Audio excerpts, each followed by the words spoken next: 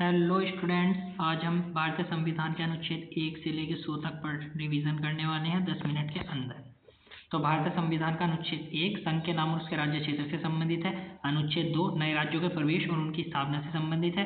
अनुच्छेद 2 का निरस्त कर दिया गया है। अनुच्छेद 3 नए राज्यों का निर्माण और वर्तमान राज्यों के क्षेत्रों, सीमाओं या नामों में परिवर्तन से संबंधित है। अनुच्छेद 4 पहली अनुसूची और चौथी अनुसूची के संशोधन तथा अनुपूरक और परिणामिक विषयों का उपबंध करने के लिए अनुच्छेद 2 और अनुच्छेद 3 के अधीन बनाई गई विधियां इसमें आती हैं। अनुच्छेद 5 संविधान के प्रारंभ पर नागरिकता के विषय से है। अनुच्छेद 6 पाकिस्तान से भारत को प्रव्रजन करने वाले कुछ व्यक्तियों के नागरिकता के अधिकार से संबंधित है। अनुच्छेद 7 पाकिस्तान को प्रव्रजन करने वाले कुछ व्यक्तियों के नागरिकता से अधिकार से संबंधित है। पहले इसमें पाकिस्तान शब्द था, लेकिन अब विदेश शब्द आ गया है, ये याद रखिएगा। अनुच्छेद 8 भारत के बाहर रहने वाले भारतीय उद्भव के कुछ व्यक्तियों के नागरिकता के अधिकार से संबंधित है।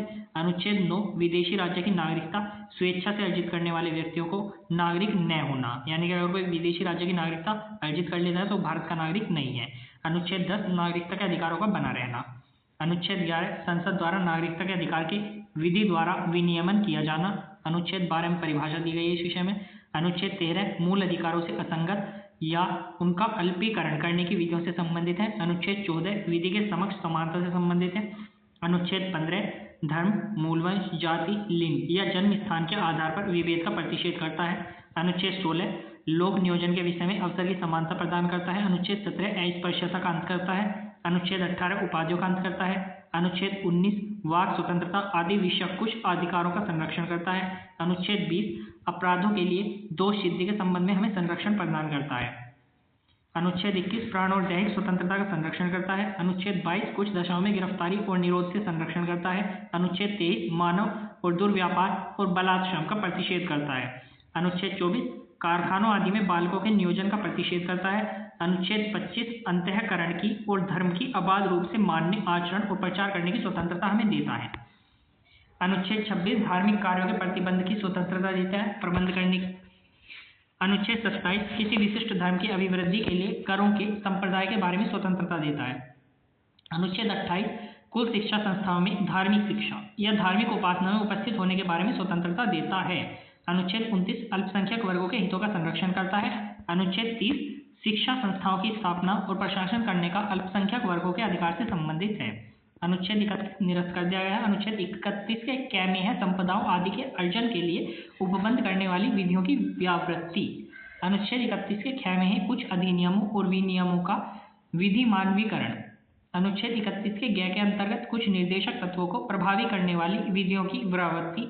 अनुच्छेद 31 के घ को निरस्त कर दिया गया है। अनुच्छेद 32 इस भाग द्वारा प्रदत्त अधिकारों को परिवर्तित कराने के लिए उपचार दिए गए हैं।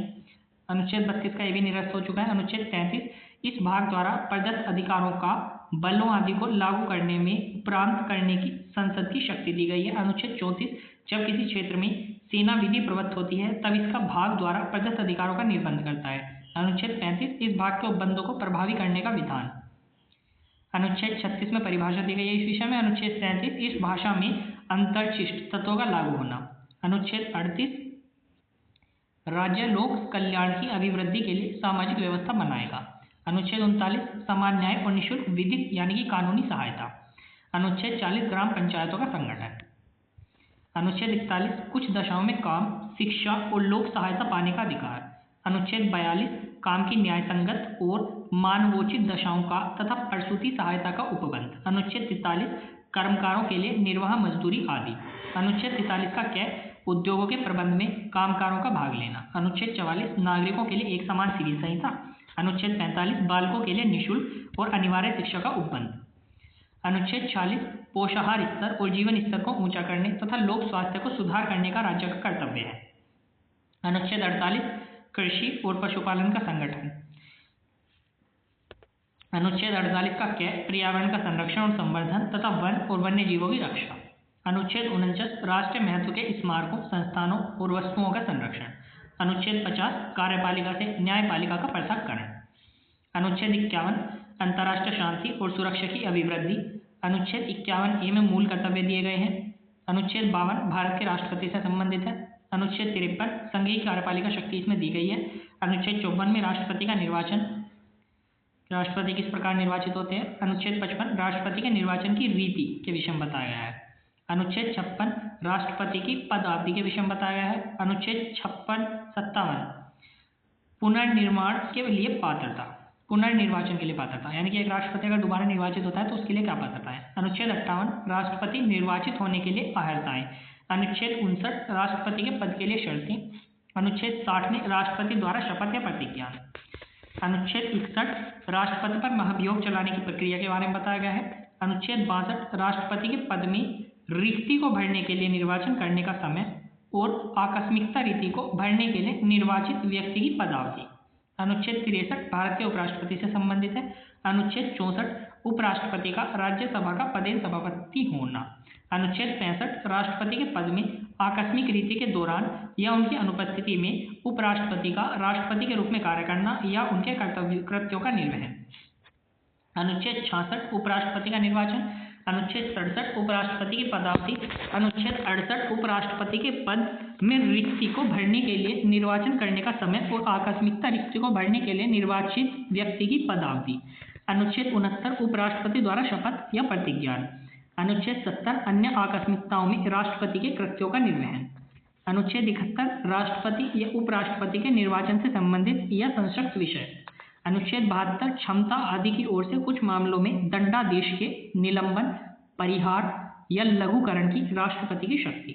अनुच्छेद 73 संघ की कार्यपालिका शक्ति का विस्तार। अनुच्छेद 74 राष्ट्रपति की सहायता और सलाह देने के लिए मंत्रिपरिषद। अनुच्छेद 75 मंत्रियों के बारे में आय उपबंध। अनुच्छेद 76 में भारत के महान्यायवादी यानी कि अटॉर्नी जनरल ऑफ इंडिया के बारे में दिया गया है। अनुच्छेद 77 भारत सरकार के कार्य का संचालन।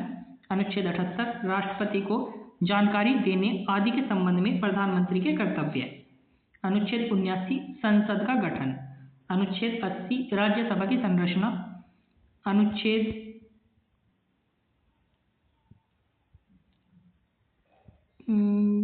ये गलत छप गया है। अनुच्छेद 81 लोकसभा की संरचना। अनुच्छेद 82 प्रत्येक जनगणना के पश्चात पुनः समायोजन। अनुच्छेद 83 संसद के सदनों की अवधि। अनुच्छेद 84 संसद की सदस्यता के लिए अहर्ता। अनुच्छेद 85 संसद के सत्र, सत्रावसान और विघटन। अनुच्छेद 86 सदनों के अभिभाषण का और उनको संदेश भेजने का राष्ट्रपति का अधिकार। अनुच्छेद 87 राष्ट्रपति का विशेष अभिभाषण। अनुच्छेद 88 सदनों के बारे में मंत्रियों और महान्यायवादी के अधिकार। अनुच्छेद 89 राज्यसभा का सभापति और उपसभापति। अनुच्छेद 90 उपसभापति का पद रिक्त होना, पदत्याग और पद से हटाया जाना। अनुच्छेद 91 सभापति के पद के कर्तव्यों का पालन करने या सभापति के रूप में कार्य करने की उपसभापति या अन्य व्यक्ति की शक्ति। अनुच्छेद 92 जब सभापति या उपसभापति के पद से हटाने का कोई संकल्प विचाराधीन है तब उसका पीठासीन न होना। अनुच्छेद 93 लोकसभा और अध्यक्ष और उपाध्यक्ष, लोकसभा के अध्यक्ष और उपाध्यक्ष। अनुच्छेद 94 अध्यक्ष और उपाध्यक्ष का पद रिक्त होना, पदत्याग और पद से हटाया जाना। अनुच्छेद 95 अध्यक्ष के पद के कर्तव्यों को पालन करने या अध्यक्ष के रूप में कार्य करने की उपाध्यक्ष या अन्य व्यक्ति की शक्ति। अनुच्छेद 96 जब अध्यक्ष या उपाध्यक्ष को पद से हटने का कोई संकल्प विचाराधीन है तब उसका पीठासीन न होना। अनुच्छेद 97 सभापति और उपसभापति तथा अध्यक्ष और उपाध्यक्ष के वेतन और भत्ते। अनुच्छेद 98 संसद का सचिवालय। अनुच्छेद 99 सदस्यों द्वारा शपथ या प्रतिज्ञा। अनुच्छेद 100 सदनों में मतदान रिक्ति के होते हुए भी सदनों की कार्य करने की शक्ति और गणपूर्ति सदस्यों की निहिताएं। चलिए तो आज के लिए बस इतना ही। धन्यवाद।